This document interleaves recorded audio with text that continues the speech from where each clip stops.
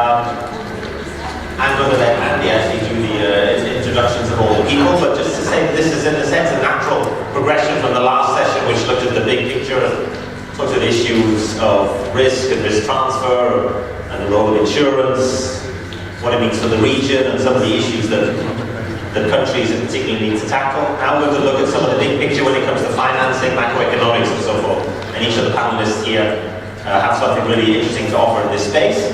And without more ado, I'm going to hand it over to Andy to start and then to also introduce the counterparts.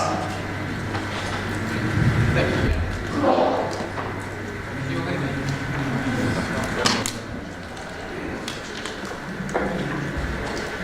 Can you hear me now? There we go. Thank you, Jan. So moving forward from the previous session, this one looks more into transferring the risk. So we have a very interesting set of panelists today, each of which is going to talk about a different aspect in terms of the introduction to disaster risk transfer. Myself, I'm going to begin to frame the problem a little bit. So some of the themes have already been touched upon so far today. I'm just going to reiterate some of those and really set up the discussion for the three colleagues on the stage. So nearest to me, Alexander Frost, Head of Global Risk Intelligence and Data at AXCO. And then next to him, Henning Ludolf, who I've known for many years. And I'm sure his presentation on the ILS market will be rather intriguing. He's the Managing Director of the Retrocession and Capital Markets team at Hannover Re. And then at the end, Ron Levy, who I've also known for a number of years. He represents and is the co-founder of IBI ILS Partners, who is an investor in the insurance-linked security as well. So I'm delighted to be chairing this session with them. So we'll begin then sort of setting out a little bit the problem. I don't know if this ticker is working, so it is. So the first thing I want to do is just introduce Swiss Re, the Swiss Re group to the room. A lot of you probably know who Swiss Re are. I think it is worth just reminding and also going over some of the details. So the Swiss Re Group is a leading wholesale provider of reinsurance, insurance and other insurance-based forms of risk transfer. We deal with clients in all spaces, so insurance companies primarily, but also mid to large-sized corporations and public sector clients around the world. Many of you here will know Swiss Re Global Partnerships Group. That's our global client practice responsible for the public sector. Head of this region, someone called Esther Bauer, and her boss, Ivo Menzinger, is part of the IDF as well. So very proactive in this space, the first dedicated public sector team in the reinsurance industry, and has been responsible for over 250 transactions since 2011, so very proactive there. A little bit about where I sit within the organisation. So I sit within a group called Swiss Re Capital Markets. It's a broker-dealer investment banking arm of Swiss Re. We're responsible for the arrangement of insurance-linked securities transactions for its client and also Swiss Re itself. So that's the setup, arrangement, distribution of insurance and insurance-linked risk to the capital markets. And we're the leading underwriter, leading arranger in the history of the market. We've placed over $33 billion since the start of the market in the mid-90s. Just some examples of the transactions and solutions that Swiss Re has been responsible for here. I'm not going to go through every single one. I think there's a couple of things that we can conclude in particular from the slide. It's a global issue. There are global solutions, and obviously here we're focused on this particular region, and not all of these solutions are going to be applicable, but there are quite a few learnings from these other transactions and the experience that can lend itself to discussion here today and tomorrow. The risk is very real in this region, so this exhibit comes from Swiss Re CatNet. This is Swiss Re's internal modelling tool. And basically is a snapshot of the seismic hazard zones across this region. Now, it's pretty red in most of the region, which indicates obviously earthquake is a major risk. There were some slides I saw before, I think Thomas had one, which also looked at flood as another major one. There's drought, temperature. There's a number of risks here. Seismic is probably the big one in terms of real, enormous, single event disaster scenarios. And of course, each of these can cause significant damage. And the thing is, there's multiple risks that can impact public budgets. So seismic is one. I mentioned a few others. But essentially, we go from the risk landscape into the impact on public budgets. So when an event happens, where does this end up? Well, of course, a chunk of this ends up initially with individuals, their houses, cars, whatever else it may be. There's economic damage to them. They may buy insurance themselves in corporates, and so it ends up with the insurers. Corporates themselves will take a good chunk of the risk. There are things which aren't insured, fall outside of the policies, they may not buy insurance. Banks obviously have to suffer losses too, but a good portion of the largest risks in particular end up in the public sector. And this is a global phenomenon, so it isn't just linked to this region, it is also developed regions too. So despite all of the work done, for example, in Japan, if we look at the Tohoku event of 2011, the vast majority still ended up on the Japanese government's balance sheet. If we look at some of the charts that have been shown in the last few days, Asia is very much the driver of the uninsured gap. It could, if there was a large California earthquake, for example, it could well be that America would be top of the list because actually there's an enormous amount of uninsured individuals even in somewhere like California. So this is a real global issue that even in those developed economies, people are struggling to deal with. So it's something which is relevant to all of us in the room as well. So how does it impact public budgets when these large disaster events happen? Well, on the one hand, you have higher costs. So we have emergency response costs immediately. These can be very high if there's a lack of preparedness. You have the reconstruction of public property and infrastructure. So this is really a government sovereign level. The support for the non-insured households, and that even goes beyond the humanitarian sort of disasters that these bring and life loss, but actually just fundamentally, people who have lost their houses, the relocation, they need the money basically to be rehoused, relocated, and the cost of replacements.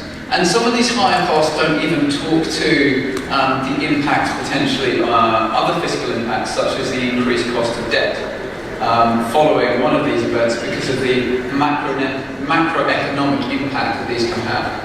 On the other hand, you have lower revenues. You have obviously lower tax income, lower tourism potentially, lower exports, and overall some kind of reputational damage or loss of investor confidence. So all of these aspects, and that's an intangible one, very difficult to measure what the actual economic impact is, but all of these add up to a fundamental problem for public budgets post-event. And we can give an example. So this seems to have not come across, that's a shame. I'll do my best to talk through the categories a little bit live. We'll give an example with the Chile earthquake of 2010. So in February 2010, an 8.8 moment magnitude earthquake hit Chile. You're probably all aware of it. One of the most powerful and expensive earthquake events in history. In the immediate aftermath, you obviously, as a state, need to deal with the immediate consequences. You had 2 million people affected in the 6 central provinces. 800,000 people lost their homes. It's an astronomical number of people. 370,000 houses severely damaged or destroyed, needed rebuilding. 73 hospitals, 4,000 schools, 221 bridges. And total reconstruction efforts required $30 billion over 3 to 4 years. That's an enormous drain on the public budget. Now, of that near $30 billion, 84% was uninsured, and the governments had to revert to tax increases, additional borrowing, and asset sales at the worst moment possible. And I apologise for the pie chart obviously not coming up correctly on the slide. It basically looks to the split of where that $30 billion loss came from and allocates it accordingly to the insurers, the public sector, individuals, etc. And the vast majority there came back to the public sector. The Chilean government had to raise taxes rather substantially and had to undertake a rather rapid asset sale to generate the cash for the reconstruction, and also had to redirect budgets which were already earmarked for other initiatives and put it instead into reconstruction.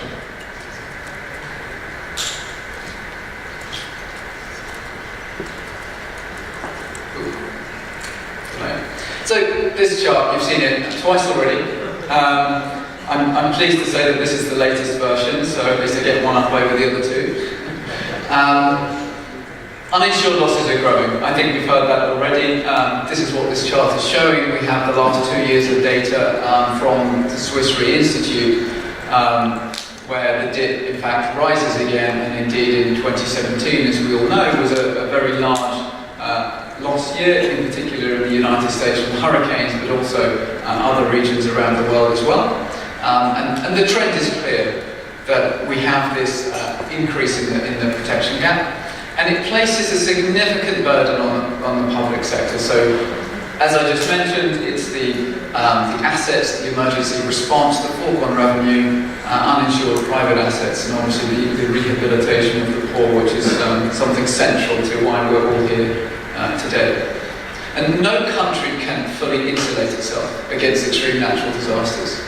And it says despite prevention and mitigation efforts. I don't want to underplay how important the prevention and mitigation efforts are, and I think that came out in the first session today, just how important those are.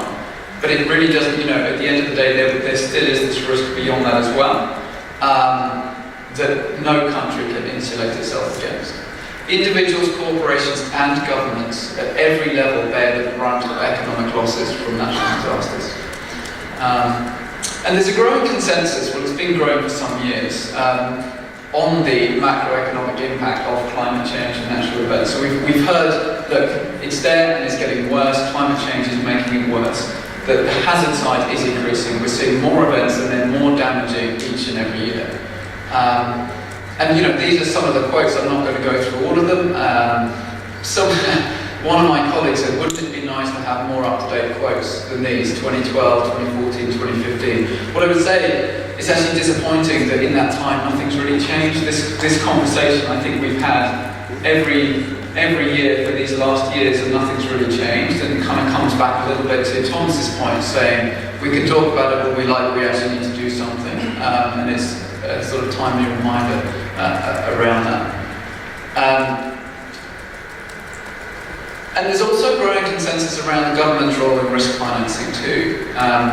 Some nice quotes, including from some of the attendees here as well, which indeed, S&P on the rating side, the impact more on debt ratings, ADB. So it's developing the comprehensive the risk financing strategies to reduce risk and provide adequate post-disaster support. So we have a variety of financing options. So my role here is to tee up the discussion around risk transfer. It's very, very important that we actually do consider all the different options, because as you've already heard today, it's the interaction of all of the different solutions which are very important to solving the problem. We have the post-event solutions, which includes indeed tax increases, donor assistance, the raising of debt, budget reallocation, all the things that I talked about in respect of Chile. We also have the pre-event in terms of the financing problem. And we're focusing on risk transfer in this session and the ones to follow. There are contingent financing mechanisms. You can create reserve funds. You can change regulations, create disaster risk pools. There are a number of other aspects that you can do. But there are different solutions sort of targeted really to those different public sector drivers. So obviously the governments in general they will definitely take the cost associated with the reconstruction of the public physical assets, the emergency response costs and some level of the foregone revenue. Businesses, homeowners, farmers, they suffer from the uninsured private sector, and of course individuals is really on the livelihood side. And you have different solutions to deal with those. So obviously on the macro level, those risk transfer solutions with sovereigns and sub-sovereigns to cover the direct and indirect cost of governments. And obviously part of the governmental outlay will go to assisting businesses and individuals as well. So that macro kind of comes across the whole lot. There are pooling solutions, be it insurance schemes, pools, to increase insurance penetration, to really drive the growth of the insurance market on a local level, to close the gap there. And obviously on the micro end, so simplified products, I know that there's sessions later on talking about micro insurance and dealing more on the individual level, and that is also important too. Now risk transfer solutions can take various forms. For governments. So they can really share it with three major categories. So reinsurers, capital markets and insurers. What Henning and Ron will be talking about really is the capital markets angle today. But reinsurers and insurers have plenty of capital too.